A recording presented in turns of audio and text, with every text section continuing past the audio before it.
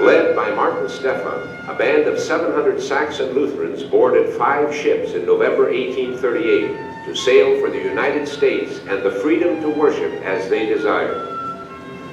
4 of those ships made it. The Amalia, the smallest ship, disappeared at sea with 57 souls aboard. Life was difficult for the remaining voyagers. Many of them suffered seasickness and other illnesses. The 2-year-old son of the Marbach family and the 3-year-old son of the Zeller family died. But despite rough seas, hardship, and even tragedy, there was hope on those ships. You could see it every day as teacher Johann Winter on the Republic and ministerial candidates aboard the other ships conducted on-deck classes for the children. You could hear it in the Christmas hymns they sang as they neared their new homeland. After 8 rough weeks at sea, they arrived in New Orleans in January 1839. By spring, they had moved up the Mississippi by paddle boat to St. Louis. They disembarked just a few steps from here. With all of that behind them, their adventure was just beginning. When the Saxons arrived, St. Louis was a boisterous river city, the jumping-off point to the western frontier. The city did afford its new arrivals some hospitality. The local congregation of Episcopalians opened their church so the Lutherans could worship.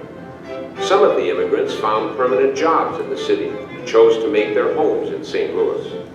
But after about 2 months in the city, most of the immigrants traveled to Perry County, Missouri, about 120 miles south. That is where Pastor Stephan, who was elected bishop during the trip to the United States, purchased a 4,475-acre tract of land upon which to establish a colony. They traveled again by riverboat, landing at what would become Wittenberg, Missouri. They established settlements at places they called Dresden, Savitz, Altenburg, and Froden. Primeval forest had to be cleared for homes and farms. During their first year, food, medical supplies, and money ran low. At first, tents, sheds, and lean-tos that gave little protection from spring rains and the heat of summer had to do. A high priority was planting crops to be harvested in the fall to provide food during the winter. But many of the settlers, who came from upper-class professional backgrounds, had little knowledge of how to start farming. In December of the first year in Perry County, the colonists opened a log cabin college to prepare men for the ministry. With a faculty of 4, a student body of 7, and a curriculum that included Latin, Greek, Hebrew, German, French, and English, the school was the beginning of what would become Concordia Seminary. Just 2 months after coming to Perry County, a crisis rocked the confidence and faith of the struggling community during its first year. Martin Stephan, who as bishop exercised almost total authority over church and secular affairs in the community, was accused of immoral conduct by several women.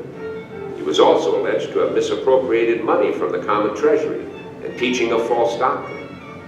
He was expelled from Perry County and escorted across the Mississippi and left on the Illinois side of the river. The colonists felt spiritually adrift. They questioned if they ever should have left Germany. Were they a true church?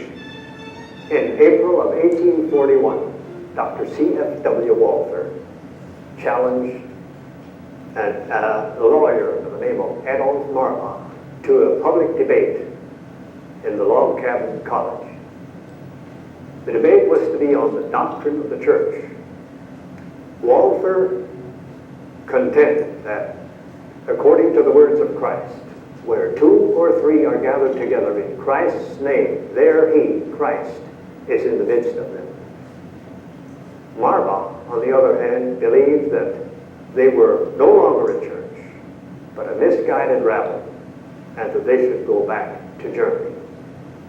Walther succeeded in convincing the colonists that they were indeed a church, in spite of everything that had happened because of Stephan. And the pastors had the authority of the office of the keys, the right to consecrate the Lord's Supper, to administer baptism, and to pronounce the absolution. Walther's position prevailed. Even Marbach admitted that Walther was right. Confidence was restored, and morale in Perry County began to improve. The Lutherans in Perry County were not the first to come to the U.S.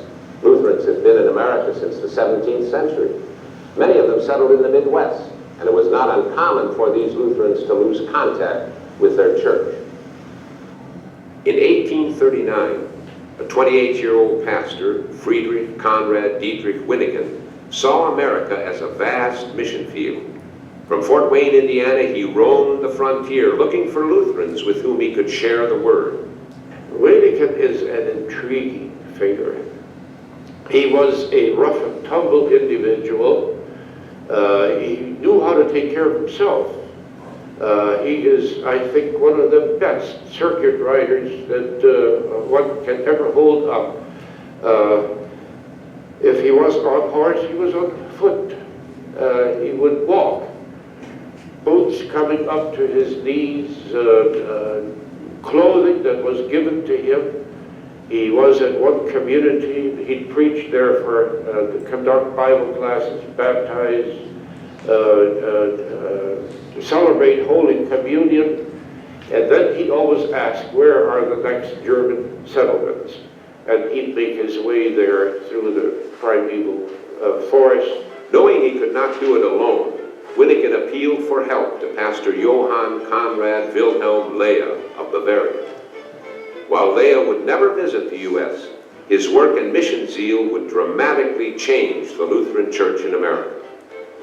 Leah began by publishing ads, appealing for volunteers to go to America as missionaries. He established a small seminary in his home to train his volunteers, who became known as Leah men. The first two men were sent to Ohio in 1841. In the next 6 years, Leah sent 23 volunteers to the U.S. To continue the training he started, Leah founded a theological school in Fort Wayne, Indiana, with one of his volunteers, William Sealer, as its head. Concordia Theological Seminary continues to serve the Lutheran Church Missouri Synod today. In 1845, with Leah's help, a group of Lutheran settlers from the Bavarian province of Franconia set sail for Michigan to minister to the Chippewa Indians. They were to establish a settlement that would support the missionary effort and at the same time provide an example of the Christian life. The party included 15 people led by Pastor Friedrich August Kramer and layman Lawrence Lazel. They purchased a 640-acre tract of land southeast of Saginaw, which they colonized and named Frankenmuth, which means the courage of the Franconians. Kramer reached out almost immediately to the local Chippewa Indians. He befriended Chief Bemasaki, who told the missionary, "Teach my people the truth." While the chief never professed a faith, he permitted his sons to be educated by Mrs. Kramer in the mission school. The settlers and Chippewas lived in peace. As settlers cleared the land, the Indians moved farther away. In 1847, Kramer was joined by Pastor Edward Byerline, who actually lived in the Chippewa village. It was Byerline who translated Luther's small catechism into the Chippewa language. 2 years after the founding of Frankenmuth, 22 families arrived in Michigan and settled in Frankentrost, which means consolation of the Franconians. In 1848, a Franconian group settled in the area and called their town Frankenmus, the desire of the Franconians. And in 1850, another wave of Franconians settled Frankenhilf, the help of the Franconians. And as these people came here, started forming their farms, they found that the conditions were very, very good. Life was hard, but the soil was good, and once they cleared the forest, they found they could grow some very good crops. And so they wrote back to their friends in Germany and the towns that they came from, in the Neuendettelstal area and the Rostal area, and they wrote these people and told them the life was pretty good over here. And so that kind of encouraged the immigration. So each of these additional communities that came along also came with their own pastor. They came from the same areas as the original settlers of Frankenmuth. All the Franken communities share pretty much a common background, common names, very strong dedication to their Christian belief. By 1845, all the Lutheran groups that would form what would become the Lutheran Church Missouri Synod were settled in St. Louis, Perry County, Missouri, Fort Wayne, Indiana, and the Saginaw Valley of Michigan. Those sent by Leah were uncomfortable with most of the Lutheran synods already in the United States.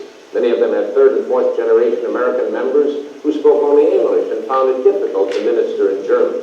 They often used literature from non-confessional churches and seemed to have lost their doctrinal base. Yet the Leah men saw how Lutherans working together could strengthen and energize the ministry. C.F.W. Walther, now the leader of the Saxon community, had moved to St. Louis to pastor Trinity Lutheran Church. He began publication of a German-language newspaper for confessional Lutherans in 1844, and it was in the pages of Der Lutheraner that the Leah men found the Saxons. 3 meetings were held to explore the idea of forming a new synod. The first, in Cleveland, was attended by Leah men from Indiana, Michigan, and Ohio. The second was hosted by Walther's congregation in St. Louis. A draft of a constitution was written and discussed. The constitution was worked on again in a meeting in Fort Wayne, as more congregations became interested in joining a confessional German Lutheran synod. Finally, on April 25, 1847, a meeting began in Chicago at First St. Paul's Lutheran Church, which would result in the organization of a new synod. It took 12 days for 14 congregations to form the German Evangelical Lutheran Synod of Missouri, Ohio, and other states, a name that was quickly shortened in everyday conversation and newspaper stories to the Missouri Synod. C.F.W. Walther was chosen president. He was 35 years old. The new synod adopted a constitution that committed it to the Holy Scriptures and the Lutheran confessions. The same words still appear in the synod's constitution today. The synod would train pastors and act as an advisory body to the congregation. Congregations would choose their own pastors. The constitution also stipulated that the German language be used exclusively in all synodical assemblies. The Saxons, the Franconians, and the Leah men had been in this country less than 10 years. During all this time, the Word of God was preached and taught and the sacraments administered to thousands. Now, through this new synod, they were poised to bring Word and sacrament to their adopted land more effectively than they had dared to dream. It seemed the adventure was still just beginning.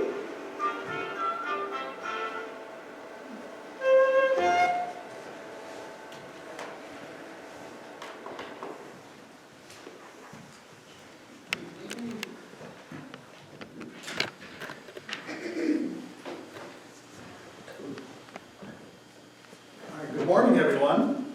Good morning. Let's begin with a word of prayer. Almighty God and Father, we continue to thank you and praise you for the founding and the growing of our church body. We continue to put our trust in Jesus Christ and to know that wherever 2 or 3 are gathered in his name, there you also dwell. And so we ask that you would dwell among us now as we study the history of our synod, and we pray that all that we say and do would be beneficial for us, for our neighbors, and bring glory to your name. For Jesus' sake, amen. All right, I'm going to start with the handout that you got last week, and then from there we will go on to the one that I put together for this week. So, immigration to organization. The Saxons, Franconians, and Leah men come to the United States. The Saxons settle in Perry County, Missouri, and experience hardship and controversy. The Franconians immigrate to the Saginaw Valley of Michigan to establish a missionary colony to Native Americans. William Leah trains and sends pastors and teacher candidates to serve the hundreds of thousands of German settlers on the American frontier. These 3 groups come together to form a confessional German Lutheran Church. All right, question number 1. What were the key doctrinal issues in the controversy involving Martin Stephan, and how would this controversy later influence the synod?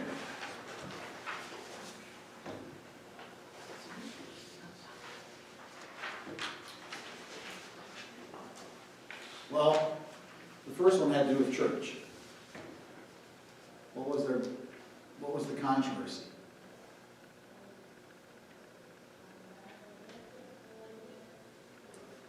controversy was, are they a church? Where 2 or 3 are gathered, is that a church? And what did CFW Walther say? Yes. Yes. And what did his opponent, I think it was Marbach, what did he say? Well, if it's a controversy, he must have said, no, it's not one. How would this controversy later influence the synod?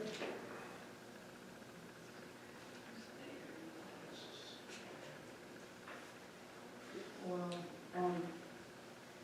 I would think that that might have been part of the reason they set up the congregation as the, what would I say, top authority in the church. You get what I'm getting at? Not yet, but keep going, Hazel. Well, we were organized under the Missouri Synod. We make the decisions as to how it's taught in our church, whether we want certain things to be done our way or their way or. Yeah. So the way of describing that is bottom-up leadership. And in our congregation, who leads the church? Not me. Lay people do. Whether it's the board of elders or other boards, they make decisions what they think is best for St. Mark's. Is that same thing going to be true of, well, St. John's in Nebraska, where I served previously? Is that same thing going to be true there? Yes. No. Why not? Because they have different lay people. They might want things done a different way. So if they wanted communion every Sunday, could they do that?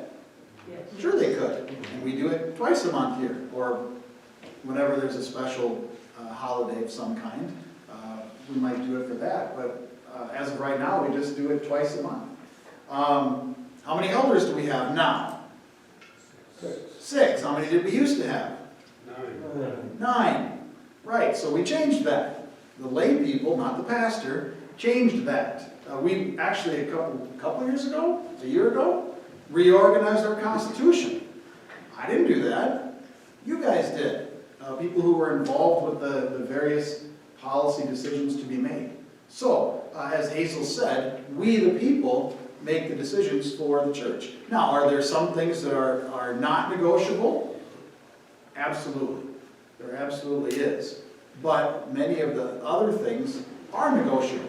They're known as adiaphora. Not that you need to know that right now, but so that's a way in which our synod has developed, is right from the beginning. It was lay people that led it, not the church leaders.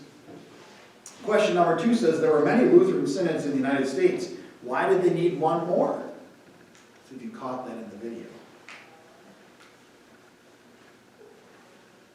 Well, first of all, those other synods were spoken in what language? The other synods? English.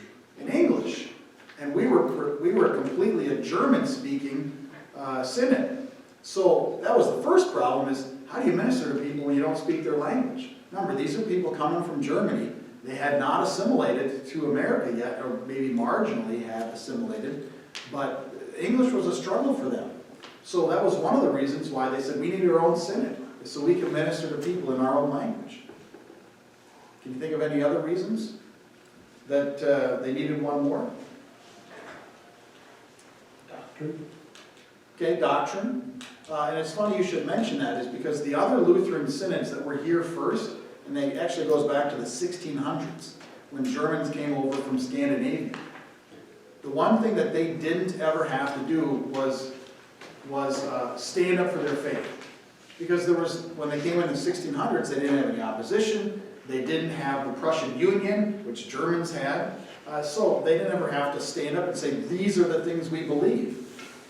And those are the Lutherans that we would now maybe consider liberal Lutherans. They never were challenged on their faith, and so they never questioned it themselves.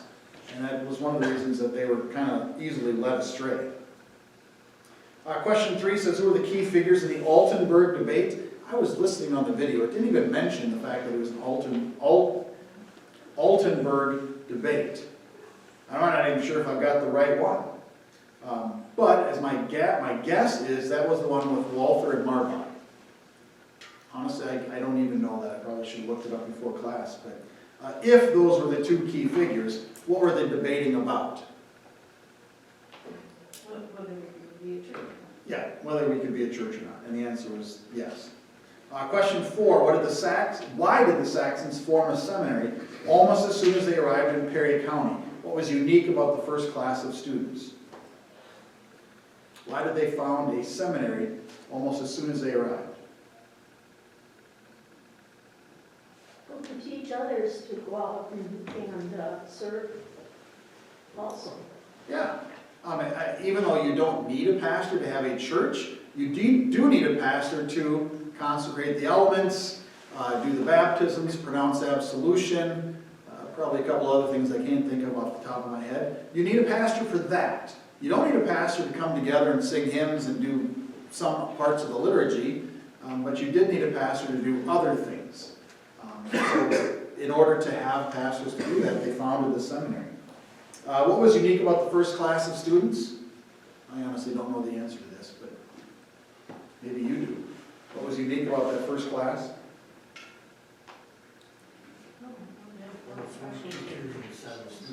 Yeah, there were 4 teachers and 7 students. I don't know if that's what made it unique, but they probably all spoke German. That was unique, I guess.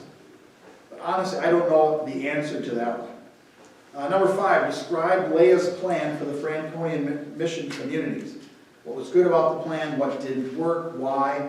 So Leia's plan was to send men to America to do mission work in the Franconian mission communities. To whom did they do that missionary work?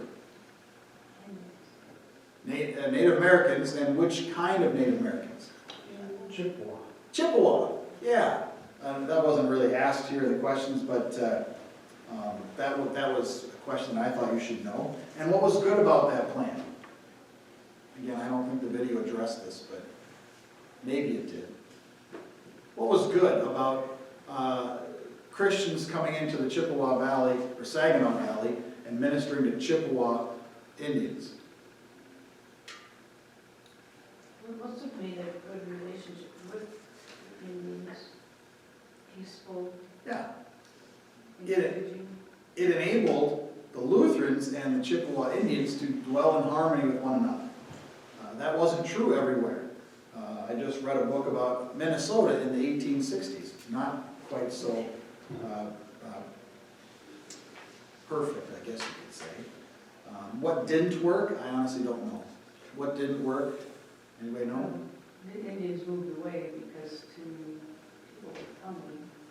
And then, like we said, the chief himself never became a Yeah, I suppose you'd say that didn't work. He didn't become a Christian, but Christian. He allowed his children. he allowed his sons to be taught by Mrs. Wasn't Leia, who was it? Kramer.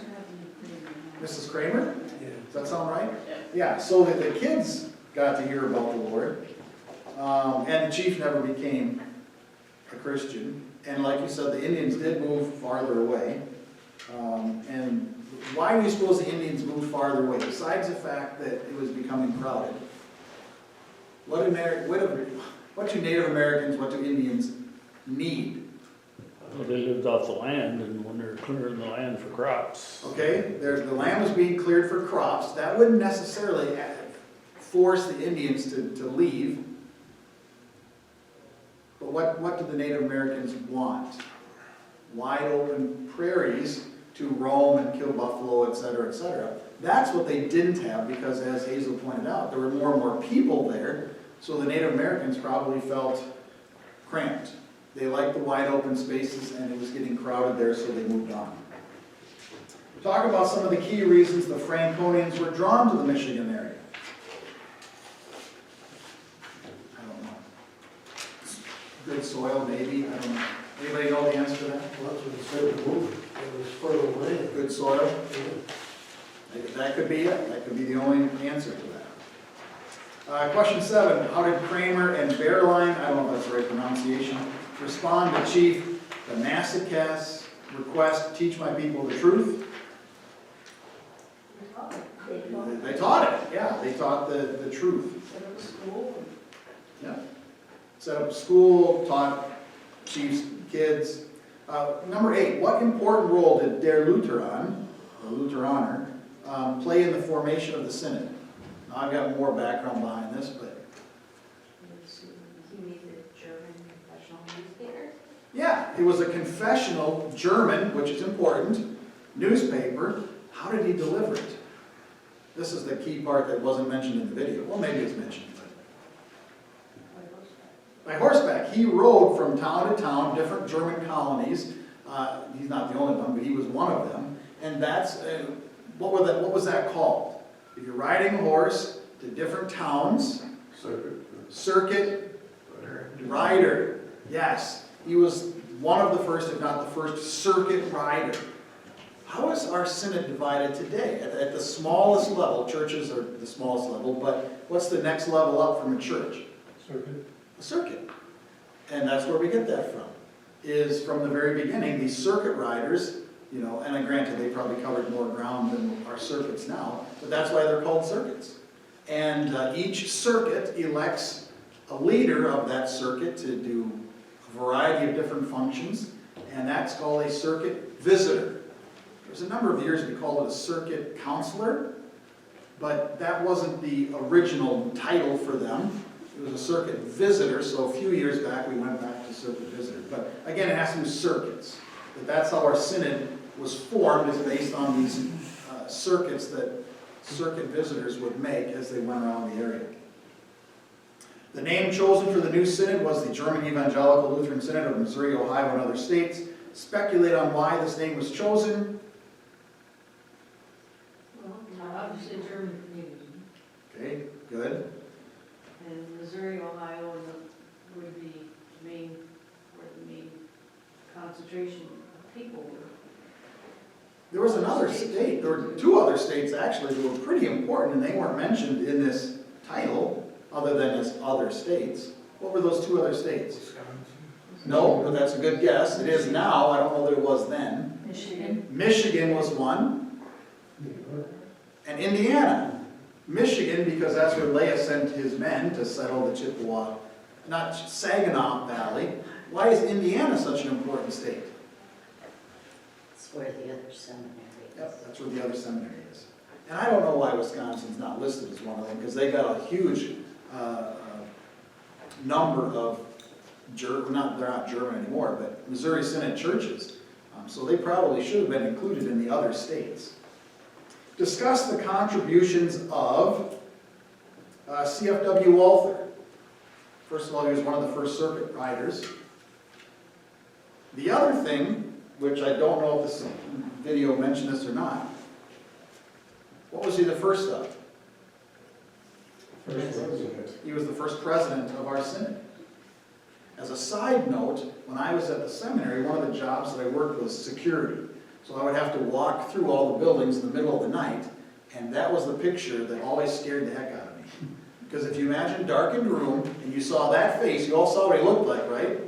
Kind of scary looking. Well, I'm walking through these things at night, and it was, I wouldn't say terrifying, but whatever the step below that is, that was unnerving, definitely. And I know that there's no such thing as monsters, but it didn't matter. That still scared me a little bit. Wilhelm Leah, what was his contribution? Trained missionaries. He trained pastors to become missionaries, and then he sent them to America. And then what area did he send them to?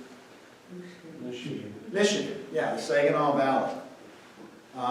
Frederick C.D. Winnikin. I don't remember. Anybody remember what Winnikin was known for? What his contributions were? It had to do with missions. I think he's probably the one that saw America as a great mission field. I don't know if that's right or not, but. So August Kramer and Dorothea Kramer. Anybody remember what they did? She was a Okay. teacher. Yeah, she taught that chief's kids. So that means August must have been there too. Again, assuming that's husband and wife. Maybe they aren't, but I assume they are. Hazel? They're the ones that went to Michigan. Yeah. He must have been one of the Leah men that went there, and his wife went there as well. Martin Steffen. What did he do? He was the first head of the church. Yeah, he was the first pastor of the German settlers He did in some nasty. Perry County. And then, what was he known for?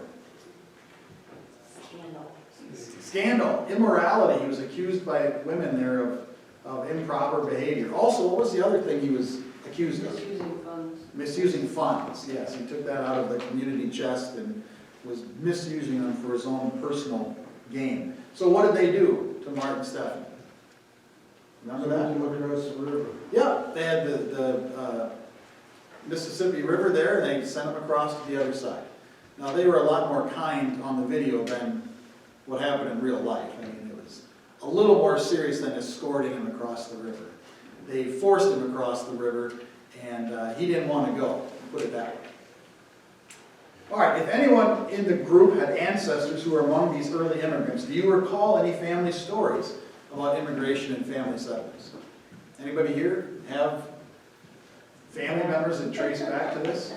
I did. Dorothy?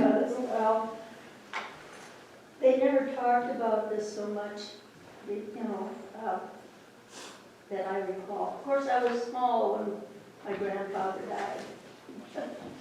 So, but he immigrated to the country. Okay, anyone else? All right. I don't know anything about this, but I know when we were at Fairfield, we were my sister-in-law wrote a history of Fairfield Church. She talked to a lot of people who were still active in the church at that time about how the Missouri Synod Church was established in this area. How they came, where they came from, how they would meet in the homes, and some of those people were personally acquainted with people who started the church. It wasn't, at that, it wasn't that long ago. Right. Yeah, so, It is, go ahead, John. it was 180 years, let's see. I can't do the math in my head. 60 to 1900, yeah, about 180, I guess, in the 40s. But that's not when the churches were founded around It's here, kind of is it? interesting because some of the churches that started first are not what we would consider the bigger churches now, and they actually started like Benson. Yeah, Benson's kind of new, isn't it? Relatively Yes. speaking? Yes. Yeah, Because but it was fair- a mission church when I was confirmed. Okay. Well, it wasn't that long ago, Dorothy.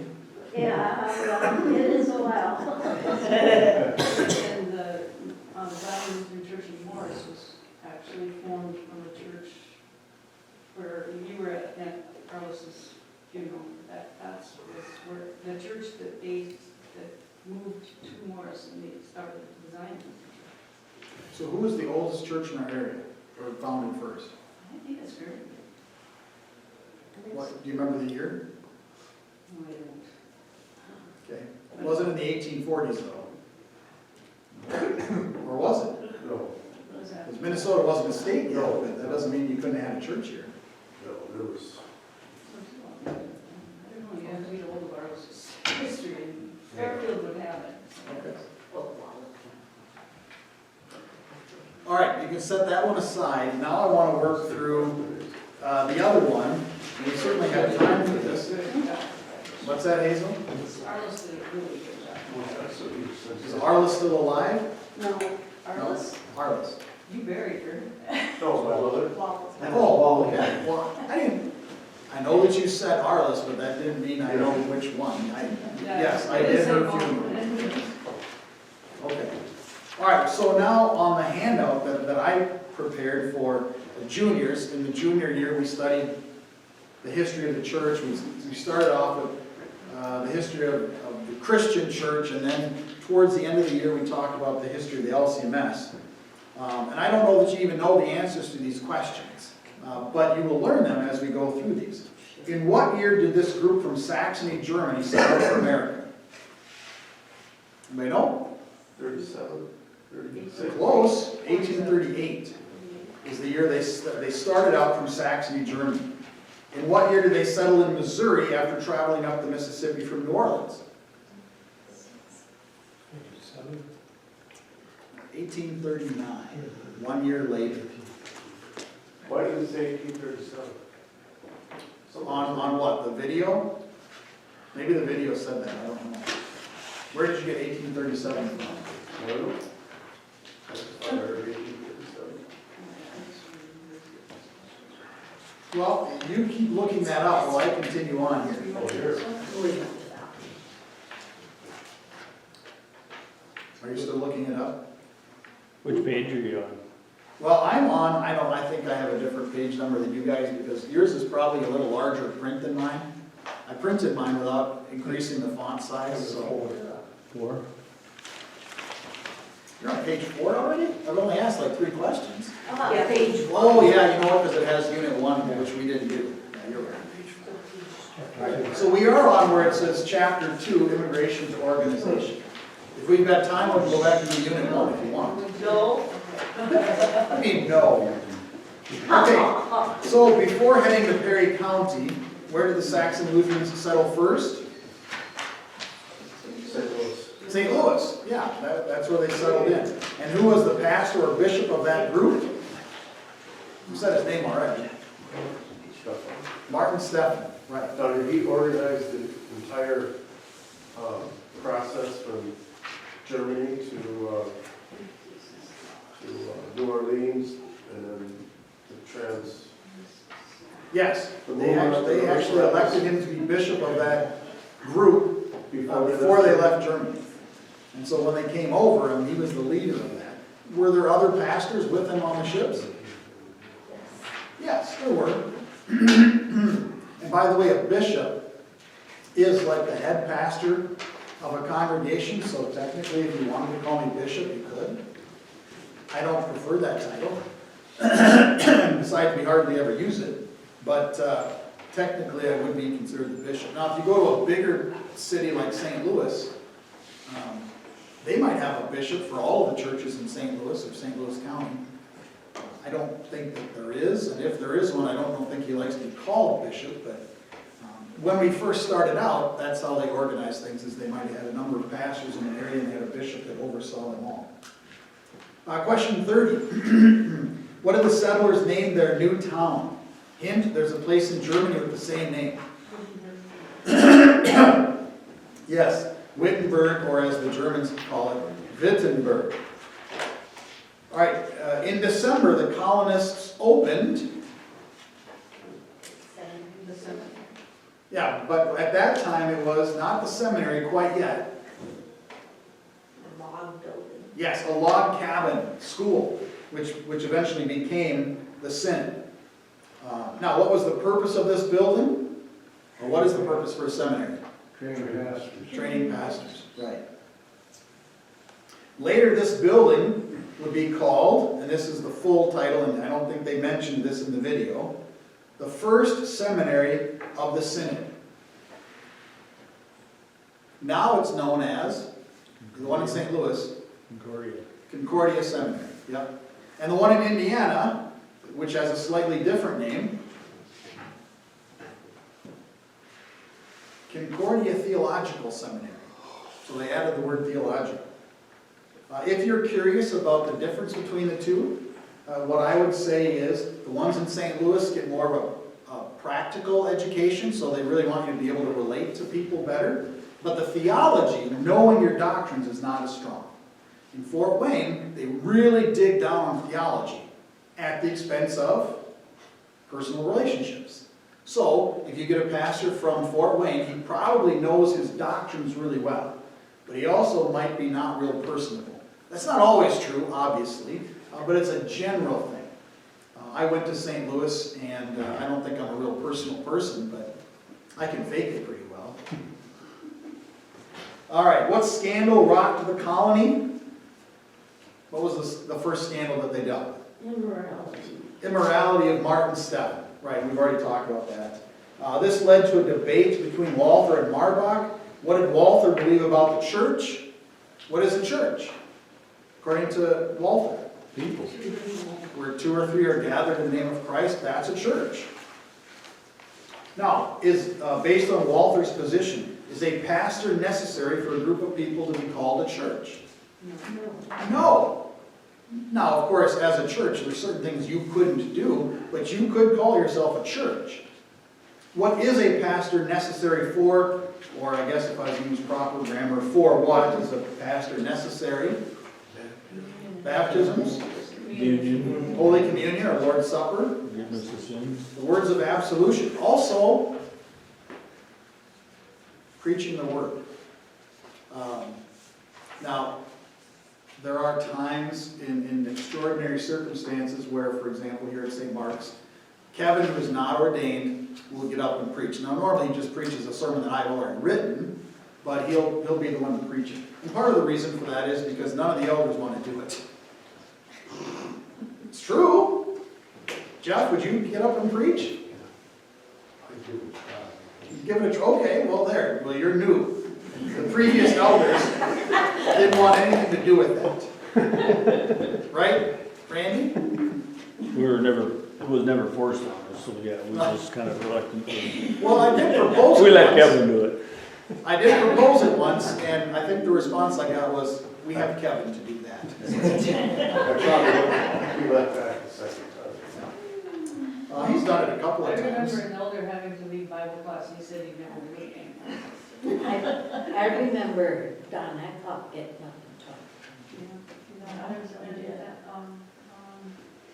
Well, believe it or not, I like this more than preaching. Because I'm a teacher at heart, so I get to teach Bible class. All right, moving on. Were you going to say something, Linda? I said you're good at it. I'd like to think so. Probably better than I am as a preacher. You're bold. Let's move on, shall we? Was this, the emigrations to New York, Wisconsin, Missouri, the first time Lutherans had come to America? No. As I said before, they actually came in the 1600s from Scandinavia. And as I also mentioned, they didn't have their faith challenged like the Germans did, so they really never developed doctrines. I mean, they had basic doctrines, and they still have those basic doctrines today, but Germans went through something called the Prussian Union. We talked about that last week, and what was happening was Kaiser Wilhelm III was trying to get everybody to use the same kind of worship. And so he created this, or him with some help, created this book of liturgy and expected everybody in Germany to use it. And the German Lutherans there, that eventually became Missouri Synod, said, we don't want to do this. It's watered down, it's generic. You can do this for all these different people, but it's not doctrinal in a way that we're comfortable with. So they said, we're not going to do it. And those ones who refused, first of all, were called Old Lutherans as a way of criticizing them. And some of them were put in jail and they were persecuted. Some of them may have even been put to death. I don't know that for a fact, but I know that they were severely persecuted. But that forced them to really know their doctrines and to stand up for them and take their stand on them, which is something that the Lutherans from Scandinavia never had to do. And so, even today, you can kind of guess where certain synods came from and other synods. Ours, Missouri Synod, came from these Saxons, originally from Germany, and that was our heritage. It doesn't mean that we're all German or anything like that, but that was our heritage. Other Lutheran church bodies are not as committed to doctrine as we are, and I'll just leave it What there. about Wisconsin? That's a good question. Maybe that's an answer to Patrick's comment earlier. It is Patrick, right? I always call you Derek, and it's like, no, I know that's not right, but Patrick said something about Wisconsin. There are a lot of Wisconsin Synod churches in Wisconsin, so, and at one point, I think we were one church body. And then something happened, and Wisconsin, by the way, Wisconsin is very committed to doctrine. So I consider them cousins, if not brothers in Christ. But they're true Lutherans, which means we take our stand on these doctrines and we won't compromise them. And Wisconsin Synod has a couple of doctrines that we don't agree with. One of them is they don't believe the pastoral office is a divine institution. Missouri Synod does. Wisconsin Synod does not. Also, the Wisconsin Synod will not pray, at least publicly, with anyone who's not Wisconsin Synod. I don't know if you've ever experienced that. I don't know how many of you have ever been in a Wisconsin Synod church, but I don't know how to say it, but they just won't publicly pray with anybody else. They keep to themselves. I attended a Wisconsin church for 2 years. in St. Paul Park, and I asked the pastor what the difference was, and he didn't. He didn't know. Well, I mean, it's not well known. When we went to seminary, they did tell us those are the two main things. There could be others, but those are the two main things. So, but they believe their doctrines, and so they won't compromise on it. So President Harrison, and I don't know who the president of Wisconsin Synod is, they meet regularly to talk about trying to be reconciled and form one larger confessional synod. But they won't budge on their doctrines, and we won't budge on ours, so that impasse remains. Next question. In 1839, how did Winnekin see America? Kind of covered this already.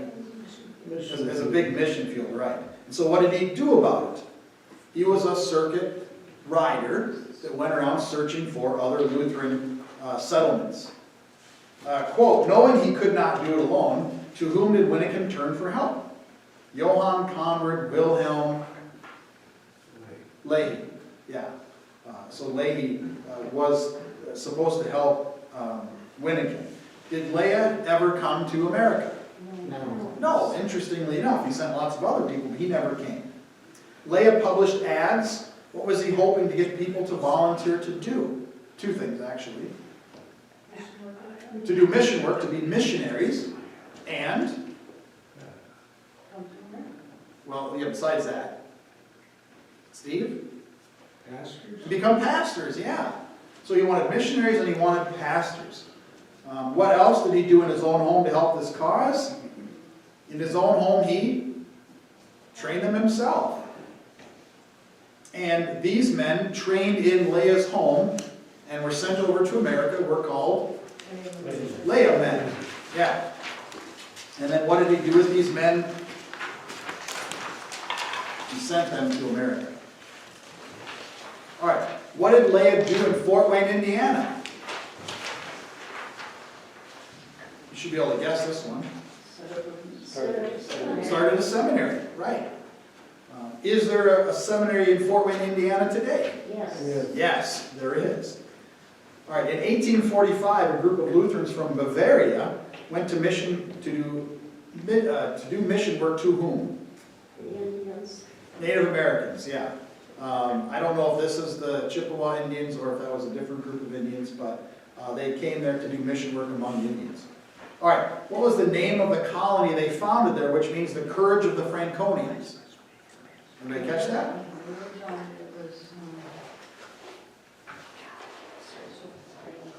Starts with Franken. Frankenmuth, yes. And at one time, Frankenmuth had the largest Lutheran Missouri Synod congregation in the whole Synod. Is there a facility in Valparaiso, Indiana? You mean like a Lutheran one? Yes. Yes, there is, but it's not Missouri Synod. I don't know if it's ELCA or just sort of pan-Lutheran, but it's not confessional. I'm trying to think if I went to visit there for something, and I think they had a woman leading one of the chapel services. So, all right. So, just out of curiosity, Hazel, did you write down the other Frankens, or did anybody write those down? They came too fast. I think. Okay. I don't know what they I are. understand a couple of the words and. All right, next question. In 1845, the Lutherans who had one day formed the Missouri Synod had settled in 4 places. Where? St. Louis, Missouri, Perry County, Missouri, Fort Wayne, Indiana, no, not Chicago, good guess though, and Saginaw, Michigan. Yeah, those are the 4 main German colonies, or whatever you want to call them, 4 main cities. Now they did meet in Chicago, and that's where they became a synod. I want to say it was in 1847. Yep, it was. Is Saginaw close to Fort Wayne? I define close. Just across the border? I don't think so. Fort Wayne is more central Indiana. Yeah. So no, I don't think they consider that close. Or were there other Lutheran synods already in existence by this time? Yes, there were. What did the laymen think of them? What were the problems they saw? We talked about this already. Language. Language, because the laymen spoke German. And these other synods, which had been around much longer and had assimilated, spoke English. So there wasn't really a way for them to communicate with these other synodical groups. By this time, who was the leader of the Saxon/German Lutherans? Walther. Walther was the leader. And what did he do that eventually caught the eye of the laymen? He published a newsletter called Der Lutheran or whatever. But he published a newsletter, and then he delivered it by writing around as well. All right, here's the one for you, Patrick. In Chicago, 1847, the new synod was formed. Its official title, anybody remember?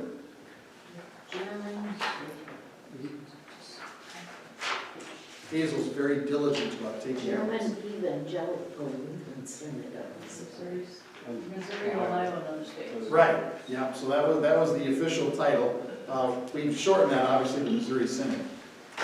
The two things, and this is the last question. Go ahead, Hazel, we got time. In this town that I grew up in, we had two Lutheran churches, the German church and the Swedish church. Okay, well, We didn't call them Missouri Synod, we called them the German church. sure.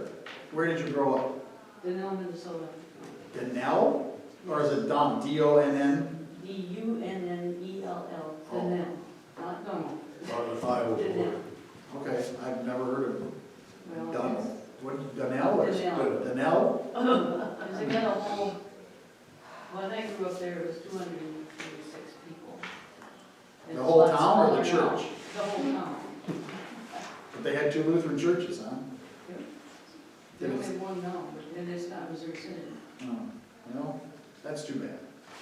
But a lot of churches of every type of denomination are shrinking, so it's not surprising. And by the way, as a side note, because we have the time, why are churches shrinking? The number one reason, I think, and I would agree with President Harrison on this, why are churches shrinking? Not really good enough for the mission. That's the accusation, and there certainly is a whole untapped field for mission work to be done. I mean, there are a lot of people out there that are unchurched. So there is a huge opportunity for us to go out there and bring more people into the church. But that's not the number one reason. Theory of evolution being taught in school to children. Nope. That's why they don't stay in church. But why do we not have, I mean, right from the beginning, we don't have as many members as we used to have. Even if you go look at the confirmation pictures, we have a lot more people that were getting confirmed back then. Why were there more people now? Families are smaller nowadays. There you go. People don't have as many babies as they used to have. Okay, who has 4 kids or more? Okay, so 1, 2, do you have your hand up? No, okay, so 1, 2, you're with, and you have 4. I have 3. Cheesy has none. Sandy, do you have kids? 2 stepchildren. Okay. Linda, you got any kids? No? Dawn, you have 2? Just 2? Deb, David? David's kids? Okay. Hazel? I had 3. Okay. 3. 3, 2. Yeah, so families are shrinking. If I'd have asked that question 50 years ago, how many people would raise their hands? Most people would. Yeah. Maybe it's more than 50 years ago now. How many were in the family? Yeah. Okay, that's a good question. How many of you came from families that had 4 or more kids? Good point, Hazel.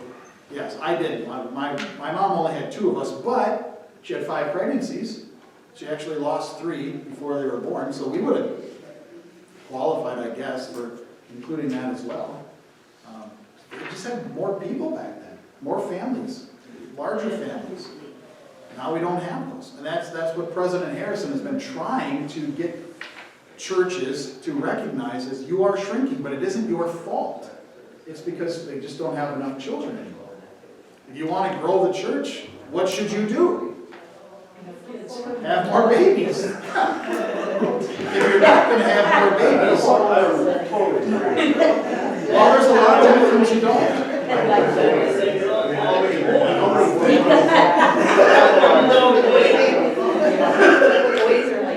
All right, now that we're quieting down, Jeff, tell me about your opposition. How many families did that have in this church? I've learned how many children. How many of those children actually come? It's a fair question. Or it's not in church. I've stayed Or stayed in church, either yeah. here or another place, so I don't agree with that at all. Okay? Yeah, there's no guarantee that bigger families are gonna go to church. No, not at all. Or that they're not gonna marry and doing something. But again, those of you who came from large families, didn't your parents kind of make you go to church? Oh, yes. They didn't ask if you wanted to go, did they? They forced you, right? Yeah, just like my parents did. Because that's how it is. But nowadays, you have to almost ask your kid for permission to bring him to church, don't you? I don't know that people in this room think that, but Well, I'm not talking about young children, that's easy. I'm talking about you think so? my brother and sister, my children, my immediate children. Yeah. How many go? Don, how easy is it to get your boys to come to church? Oh, it's a struggle every day. I think some of that. Okay, let's brush our teeth, oh Lord, When I but was growing up, the world was ending to brush. Hazel?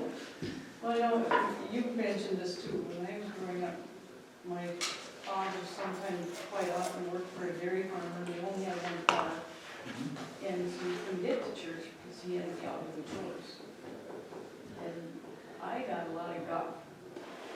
When Not being in people got church. me out playing on Sunday morning from the community. Well, you guys can go to church. It wasn't that we were on church, we just couldn't get there. Don't you wish that you could put a sign in your yard or something, say, we only have one car? Stop picking on us. Did anybody offer to take you? Well, It's a good point, Mary. Okay, so Janelle had two Lutheran churches, and we were Methodist, so we had to go 6 miles. Okay. So growing up, you were Methodist, Yes, and 6 miles is a little far to walk.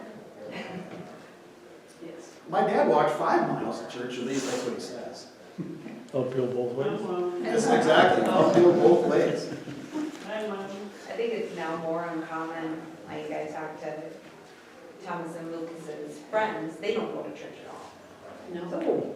At all, so coming, yeah, so why do we have to Which that go? question- Because I said so. Yeah. Well, that's good parenting, Don. But I also have a nephew who was on church his whole life, but now he's getting married. And he's starting to ask questions about faith because his fiance is churched. So, hopefully. Yeah. I mean, I would say that's probably one of the ways that people join churches now, is they just happen to marry somebody who is churched. And if that person is faithful, that's going to send a message to the other spouse that, well, either we're going to be apart on Sunday mornings, or I better start getting to church with you.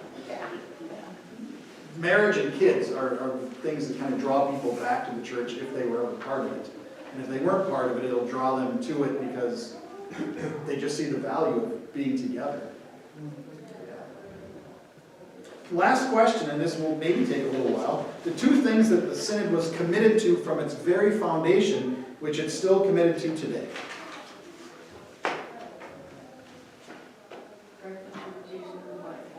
Okay, God's Word, and it means something. Okay, it's not just words on a page, it's not just suggestions. It's literally God's holy word to us. And so we must take it seriously. And we do at St. Mark's and any other church I've ever served. We always take, I can't speak for every Missouri Synod church, I can only speak for the ones that I have led. And we've always taken God's word seriously. And people have asked, visitors, can I take communion? Are you Missouri Synod? No, then no.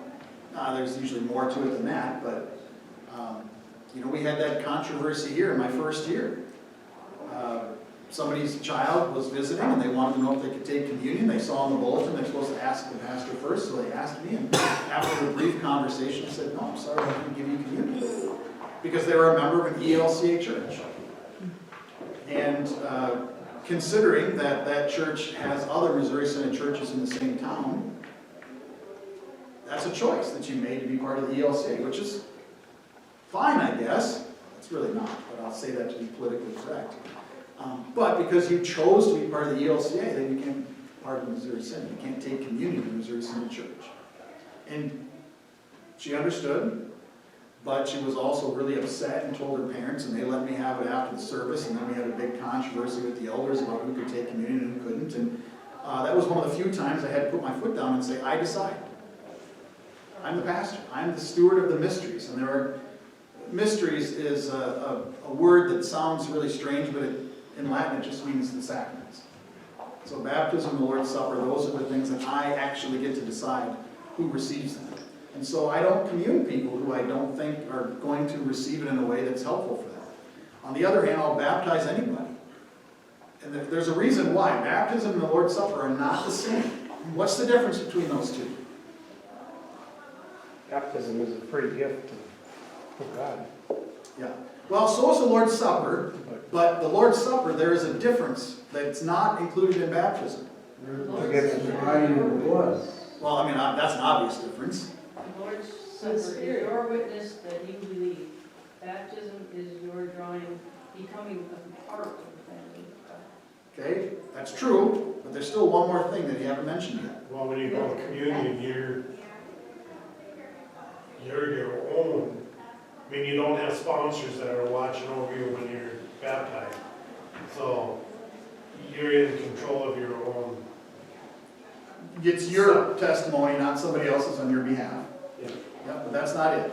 I mean, that is one of the differences, but it's not the main difference. The Spirit entering into that child. Yeah, but you could say the same thing at communion. When you go there, the Spirit is entering you, you could say. That's something that's promised by God. What's the difference, folks? In the text from 1 Corinthians chapter 11, it says, do this in remembrance of me, etc., etc. Because Jesus gave his life for us, and we're actually taking it through him as repentance. As true as that might be, that's not the reason. Hazel? No, I didn't have an answer, I was just explaining why she was incorrect. Oh. The one thing that's different about the Lord's Supper than baptism is there is a warning attached to the Lord's Supper. If you do not take this in a worthy manner, you will be punished for that. And the text goes on to say, and that's why some of you are dead or dying. I mean, not dead, but that's why some of your people are dying, is because they don't take the Lord's Supper in a way that's worthy. So there's a warning attached. Is there any warning attached to baptism? No, there isn't. So that's why anybody who says to me, will you baptize my child? Sure I will. I want to meet with the family first and explain the importance of it, but of course I'll baptize your child. I was just asked a couple weeks ago if I would baptize some child. I don't know who the child is. I don't even know who the parent is. I said, yep. But I want to meet with the family first, talk about what baptism is all about, and then, yeah, I'll baptize your child. That's quite a bit different from, can I take the Lord's Supper in your church? Are you Missouri Synod? No. Do you believe God's Word is all inspired, and therefore things like women can't be pastors? No, I think women can be pastors. Then you can't take communion. Because, again, the warning is really given to me, not to give communion to people who aren't worthy of it, because then I would be causing them to suffer. And I know that doesn't make sense to a lot of lay people. It may not even make sense to you all, but that's the reason I don't give communion to people who I don't think are worthy of it, is because there is a warning attached, and I don't want to contribute to somebody else's spiritual suffering. And again, that's because I take God's Word seriously. And if all of you take God's Word seriously, then you would agree with that. So that's one thing. We take God's Word seriously. What's the other thing? Which is kind of related. We take... Dementia? What's that? Dementia? Like, you can't. Oh, no, that's just somebody who can't receive the Lord's Supper. Yeah. Yeah. No, the other reason, the other thing that is important for us as Missouri Synod Lutherans is doctrine. Now, you could say, well, that comes from God's Word, and you'd be right. But if you've ever seen my library in my office, there's a lot of books. And there's a commentary for almost every book of the Bible. And you've got lots of other things about it. There's a whole book about baptism. There's multiple books about the Lord's Supper. Why? I mean, when my son married his now wife, Abby, she couldn't believe all the books we have. Because her church doesn't have all these books. Well, why don't they have all these books? Because they don't take doctrine seriously. They have their basic beliefs and they just kind of leave it at that. we have every aspect of the Christian faith, there's a book about it. And you know, we take that seriously. I mean, we have fights all the time about doctrine. And that's true. Gary, you've been to the National Convention. I've been there. Anybody else been to the National Convention? There's a lot of fighting, isn't there? Yeah. And it's all over doctrinal stuff. If we were in a different church body, it'd be a really short convention. But because doctrine is important to us, we fight over it. So, anyway, so those are the two things that are really important to us. Mary, I'm surprised you didn't get up yet. It's 5 minutes till the service starts. Yeah. All right. God's blessings to all of you, and we'll see you next Sunday. Yeah, it's not gonna start without